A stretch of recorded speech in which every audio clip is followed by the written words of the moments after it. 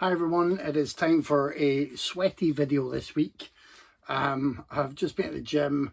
My week seems to get busier and busier, which is quite nice to be kept busy with things that you enjoy doing, but it means it can be difficult to schedule even these rough and unpolished videos. You might have noticed my absence last week. Obviously, as a film podcast, one of us decided to take the main week off where we would have the Oscar results to talk about. That was me, yeah. A week of R&R, a pile of books, just a nice time out in the middle of nowhere, feeding squirrels, watching badgers at night. It was lovely, and I wish I was back there already. But as for the Oscars, I mean, there wasn't really anything to discuss anyway. I thought it was quite a good ceremony. I thought there weren't any surprises with the winners. Perhaps Emma Stone, and I mentioned before that I really like Emma Stone, but I don't quite see the fuss about her performance in the really excellent Poor Things. She's very good. I just think it's quite an easy performance that has been boosted by people who view it alongside the content of the film and think it's, you know, shocking and bold and all these things that that obviously made her a front runner for the Best Actress Oscar. But I'm not, you know, I don't want to spend too much time seeming like I'm criticising Emma Stone. Very, very good winner. I wish Lily Gladstone had got it, but that's it. We always have a wish after the Oscars, don't we? Someone who won that you think someone different, I'm not going to say better, should have got it. Anyway, I bought a load of books as well while I was away. Now, I read Garth Marenghi's Incarcerati while I was away. It's enjoyable enough, but it's not as funny as Terror Tomb. So if you are a Garth Marenghi fan, you've probably already bought the book, but I just want to say, you know, it'd be interesting to hear if people other than me like really love it much more than I do, or if we tend to agree that it's maybe spread the joke a bit too thin throughout what seemed to be a chunkier second book.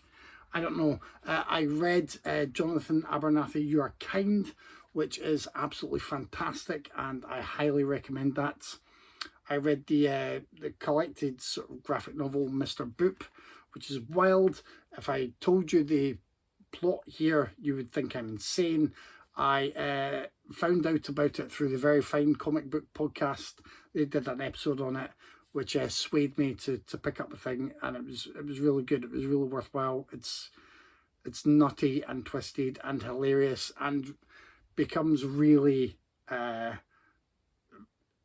incisive about the points that are actually being made, which you don't necessarily realise when the whole thing begins.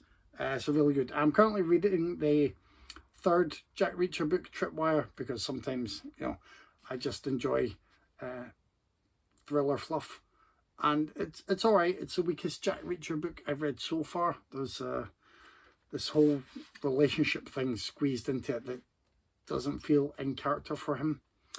That's about it on the reading front. I came back to a pile of movies, so I'm going to share those with you at least.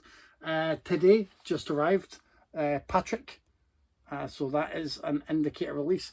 I think there are other indicator releases that I've pre-ordered that I did on one of the bundle deals that meant other people may have them already, but I'll get them all together with a later release. So these are the latest ones for me anyway.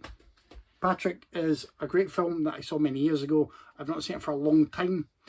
Obviously, with the indicator releases are usually packed with all the extra features and stuff. I forget what is on here. Yeah, I mean, this is fantastic video work, I know. There's lots of extras and little documentaries, and I think excerpts from the Not Quite Hollywood documentary, so I've got interviews from there.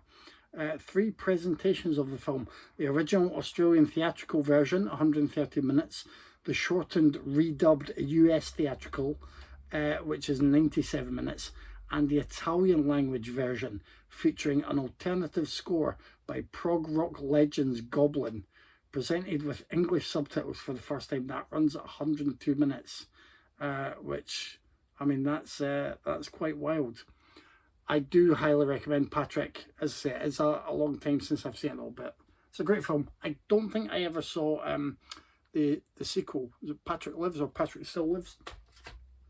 So I may have to put that on the agenda at some point this year.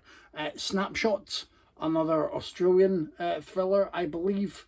And this has an extended director's cut incorporating the best surviving standard definition materials of 105 minutes. You've got the theatrical cut is the best presentation. Again, some interviews from Not Quite Hollywood on there. Plenty of interviews and commentaries and information there. And the books as well that you get with them. Wonderful. Yesterday, I actually received my copy of The Inspector Wears Skirts 2. I'd seen The Inspector Wears Skirts and enjoyed it. It was a blind buy. So I figured I'd get that. I think there may be 3 of these. I think I pre-ordered 3 as well. If not, I've only pre-ordered this one. So I'm looking forward to that at some point. I've said it before and I'll try not to say it every time, but I'm not a big fan of 88 Films as a company for a variety of reasons. They can be hit and miss with their releases. Their pricing is very weird, especially with the pre-orders. I think people have had problems with stuff that they've tried to pre-order before it actually went on sale, and it's a ridiculous amount, and they've had to go through some hoops to get that sorted. And just their brand, the way you see some of the people sometimes on social media. Craig brought this to our attention the other day as well. Anyway, I can't help though, I do want all the films. So Inspector Wears Skirts 2 is from 88 Films, and it looks like hopefully a decent release. But even better, Green Room. I believe I'm right in thinking we covered this on the show at some point, and it's generally well loved. This is in our fine second sight release. Lots of featurettes, a really nice book there with plenty of writers in the mix, including Alexandra Heller-Nicholas and Josh Hurtado. Josh Hurtado is a Facebook friend of mine, and I really like a lot of things that he gives his time and energy to. So I'll look forward to reading what he says about this, and it's just great to have an even better package for the film. And last but not least, this actually arrived just before I went on holiday, but I didn't do the video. I scoured eBay and found this at a decent price. It was just over £30, but it's the sort of limited edition of Phase 4 from 101 Films. Has the book, has everything in there. If you listen to the episode, you will have heard Dave and I discuss the ending of Phase 4. And I mean, obviously we all discussed the film, but I'd actually got that through my door and then hadn't explored the disc fully. So we were talking at kind of cross purposes when Dave was saying you don't really see it anywhere with the original ending, and I was like, oh, the original ending, the alternative endings on YouTube, blah blah blah blah. Anyway, this has new HD restoration, has the original Saul Bass ending plus optional commentary, and has loads of great stuff on there. If you're a fan of this film, then I would advise you to seek out a standard copy of this if you want to. I mean, definitely worth getting the Blu-ray. And if you're not a fan of that film, you really should be, because it's amazing. It is probably one of the films covered on the podcast that I've wanted to rave about to other people the most, especially because if you maybe read about it elsewhere, or if you just see a brief description, Phase 4 will be summarised as a sci-fi movie with killer ants, for example, and it's actually not really how that makes it sound. It's not that kind of film. Not that those kinds of films aren't great fun as well, but it's something different. It's more unnerving. It's gorgeously shot. As we said all this on the podcast, I'm not going to go over it all. Other things that I've watched in the past while, I really enjoyed the Taylor Swift Eras Tour on Disney Plus when it dropped. I put aside part of my holiday to watch that for 3.5 hours. Not everyone would approve of my behaviour in that way, but I really enjoyed it.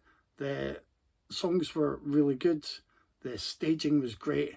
Like it's a genuinely great spectacle, and I had fun, and I don't care who wants to judge me for it. I do want to warn everyone away from Madame Web. If you haven't been warned away enough, it is as dire as you've heard. It is like mind-bogglingly, I was going to say incomprehensible, but that's not to imply that you won't understand what's going on.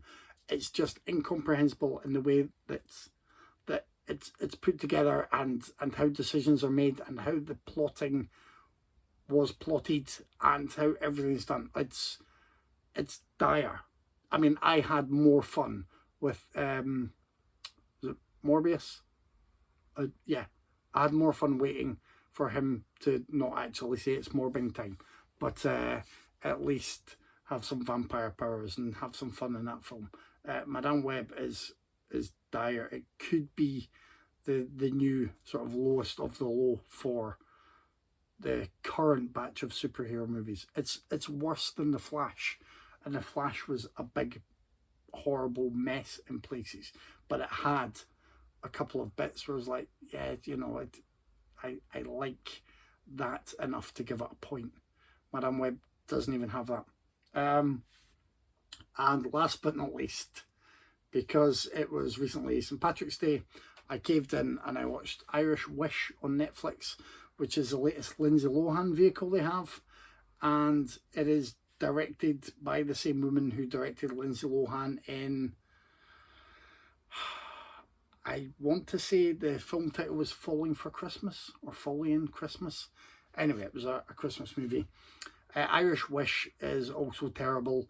It is basically a Hallmark / Lifetime movie set in Ireland, with everything that you expect, but just no charm, no festive trimmings, because you know it's pretty much a Christmas movie apart from not having any Christmassy stuff in it.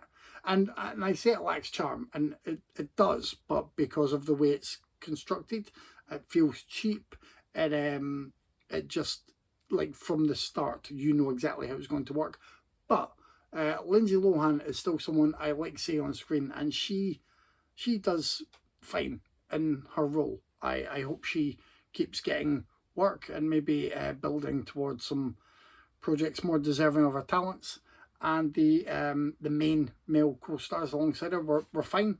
I'm not going to comment on the accents used by anyone. You know, it wasn't the fault of the cast that the film lacked any charm and felt really slapped together. It was the fault of the writing direction. That's it. So that is it for now. I am going to shower, change, cool off half to the gym. I'll try to be a bit neater for future videos. It's just a bit of a rush coming back off holiday and then getting straight back into work, gym time, you know, films to be reviewed for the blog, films to check out for the podcast, all that stuff. Alongside, obviously, everything else that life has to throw us. So there's that. I hope you have a good week ahead. I hope nobody missed me too much while I was off. I know you all didn't, but I do try and keep these regular, because I know one or two of you enjoy seeing these pop up weekly, and I thank you for it. I appreciate your time and viewership, and hope that very occasionally there is something here to make it worth your while. That's it. I will see you next week.